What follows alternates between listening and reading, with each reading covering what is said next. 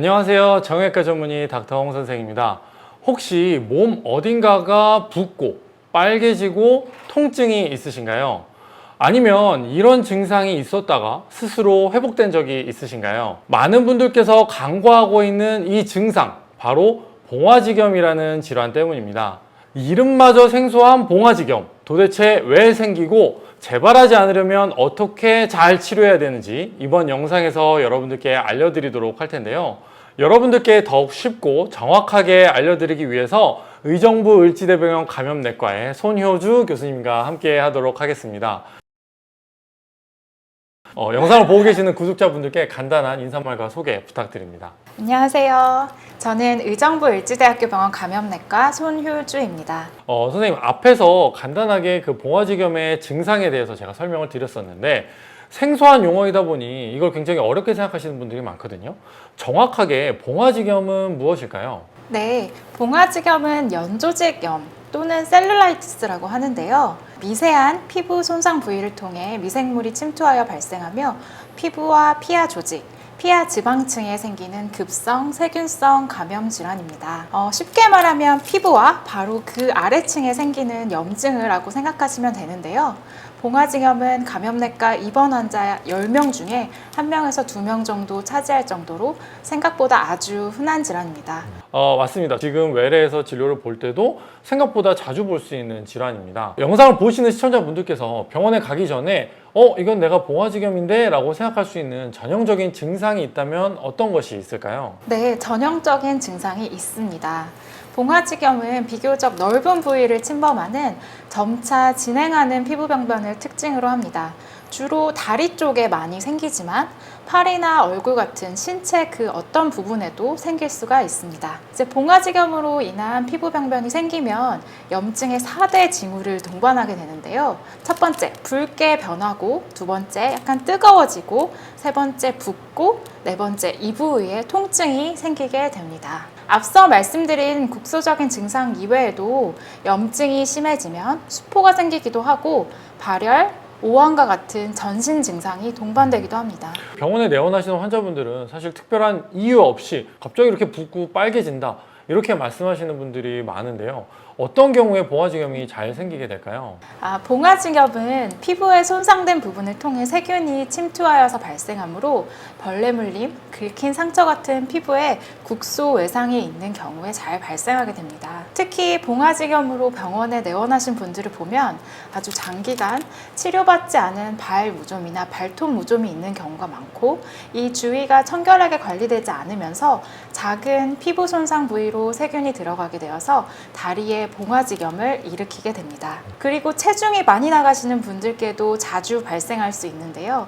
비만인 경우에 그렇지 않은 사람보다 봉화지겸이 잘 발생할 수 있다고 알려져 있습니다. 그리고 여성분들의 경우에는 이전에 산부인과나 유방 수술 이후에 다리나 팔에 부종이 있는 경우들이 많은데요. 그렇죠.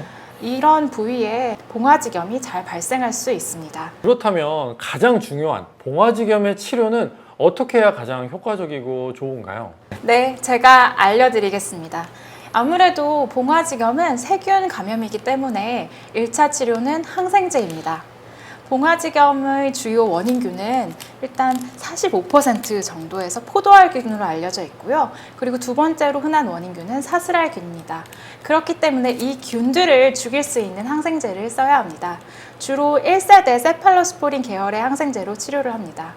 짧게는 5일에서 길게는 한 2주 정도까지 치료를 하게 됩니다.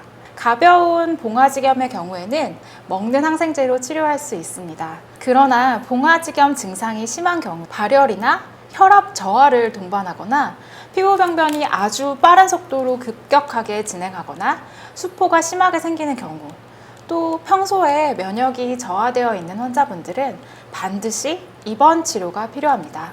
간혹 이런 봉화지겸을 별 문제가 안 된다고 생각을 하고 오래 참다가 묵혀놓고 병원에 뒤늦게 내원하시는 환자분들이 간혹 있는데요. 만약 이렇게 치료를 제때 제대로 안 받으면 어떤 위험성들이 생길 수가 있을까요? 초기에 치료를 제대로 받지 않고 방치를 하게 되면 아주 드물긴 하지만 피 속에 균이 돌아다니는 균혈증이 발생할 수 있고 감염으로 인해서 여러 몸속의 장기, 신장이라던가 심장, 간 등 이런 장기들이 망가지는 폐혈증으로 진행하는 경우가 있을 수 있습니다. 폐혈증 쇼크는 제대로 치료하지 않는다면 사망률이 40% 정도로 아주 높은 질환입니다. 또한 피부 주변뿐만 아니라 더 깊은 부위까지 감염이 되면서 괴사성 근막염이나 뼈에 감염인 골수염이 있는 경우도 있을 수 있습니다. 만일 뼈까지 감염이 진행된다면 역시 수술이 필요할 수 있고 아주 장기간 항생제 치료를 하게 됩니다. 그렇기 때문에 이렇게 문제가 커지기 전에 빨리 병원에 내원하셔서 적절한 치료를 받으시는 것이 아주 중요합니다. 맞습니다. 저도 봉화지검을 방치해 두다가 염증이 심해져서 수술받는 환자분들을 많이 경험했었는데요. 개인적으로 봤을 때 정말 안타까운 경우가 아닐 수 없습니다. 이 영상을 보시는 시청자분들께서도 앞서 말씀드린 봉화지검 증상이 발생을 했다면 절대로 늦지 않게 빨리 병원에서 치료받으시기 바랍니다. 그리고 치료하는 의사 입장에서 가장 신경 쓰이는 부분이 바로 환자의 증상이 재발하는 것 아니겠습니까? 봉화지검은 다른 질환에 비해서 재발이 잘 되는 것 같은데 왜 도대체 자꾸 재발을 하는 것일까요? 재발 빈도는 8에서 20% 정도로 알려져 있으며 이전과 같은 부위에 발생하는 경우가 흔합니다. 재발이 잘 되는 환자들은 대부분 정맥이나 림프관이 막혀서 발생하는 부종이나 무좀, 발가락 사이에 갈라짐 같은 유발 요인이 있는 경우가 많습니다. 만일 재발했다면 앞서 말씀드린 문제가 될 만한 부분들을 조기에 면밀히 확인하고 교정하는 것이 재발 방지에 도움이 되겠습니다. 그렇다면 이렇게 봉화지검이 재발하지 않도록 영상을 보시는 시청자분들께서 스스로 집에서 관리할 수 있는 방법이 있다면 알려주시기 바랍니다. 현재 먹는 항생제를 처방받고 외래에서 치료하고 계시다면 집에서 충분히 안정을 취하시고요. 봉화지검이 발생한 부분에 붓기가 줄어들도록 다리나 팔을 좀 들어 올리시고 계시는 게 좋습니다. 그리고 피부를 청결히 하면서 통증이 생기면 먹는 약으로 통증 조절을 하시는 것이 좋습니다. 만약에 발열이나 전신 쇠약감 등이 동반되거나 피부 병변이 아주 급격히 진행하고 수포가 크게 생기는 경우에는 경구로 치료하고 있다고 하더라도 빨리 병원에 내원하셔서 진료받으시는 것을 추천합니다. 이번 영상에서는 붓고 빨개지고 뜨겁고 통증이 있을 때 가장 먼저 의심해 보아야 할 봉화지검에 대해서 의정부 을지대병원 감염내과의 손효주 교수님과 함께 알아보았습니다.